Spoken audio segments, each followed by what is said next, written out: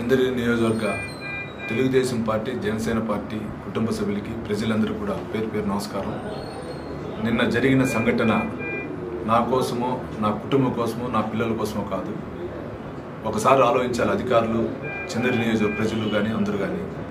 ఎందుకంటే ఈరోజు చంద్రగిరి నియోజకవర్గంలో మన తుమ్మలగుంట అపరిచితుడు ఏ విధంగా దొంగ ఓట్లు తెరలేపి సుమారు 63,000 ఫామ్ 6లు పెట్టడం కానీ, ఫామ్ 7లు కానీ, ఫామ్ 8లు కానీ అన్నీ కలిపి 1,16,000 పెట్టడం, దాని ద్వారా గెలవాలనుకోవటం మన తుమ్మలగుంట అపరిచితుడు చేస్తున్నాడు. మీకు అందరికీ తెలుసు.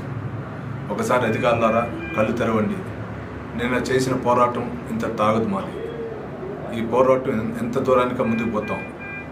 ఈ ప్రజాస్వామ్య వ్యవస్థలో ఓటు సామాన్య పౌరుడు కలిగించాలి. సామాన్య పౌరుడు గెలిపిస్తేనే ప్రభుత్వం ఏర్పడాలి, ఎమ్మెల్యే గెలవాలి. నీలాగా 2019లో దొంగ ఓట్లతో గెలిచే పరిస్థితి చంద్రగిరి నియోజకవర్గంలో తెలుగుదేశం పార్టీ అభ్యర్థిగా నాకు అవసరం లేదు. న్యాయంగా ఏ విధంగా ముందుకు పోయి ప్రజాబలంతో గెలవాలనే ఉద్దేశంతో నేను ఉన్నా. మా కోసమో, మా కుటుంబం కోసం కాదు. నిన్న జరిగినటువంటి సంఘటనకి నన్ను వచ్చి పరామర్శించిన ప్రతి ఒక్క తెలుగుదేశం పార్టీ కుటుంబ సభ్యుడు, జనసేన కుటుంబ సభ్యులకి, అధికారులకి, ప్రజలందరూ కూడా మరొకసారి ధన్యవాదాలు తెలియజేసుకుంటూ, ఈ పోరాటం ఇంత తాగదు. ఈ పోరాటం ఇంకా పోతానే ఉంటుంది.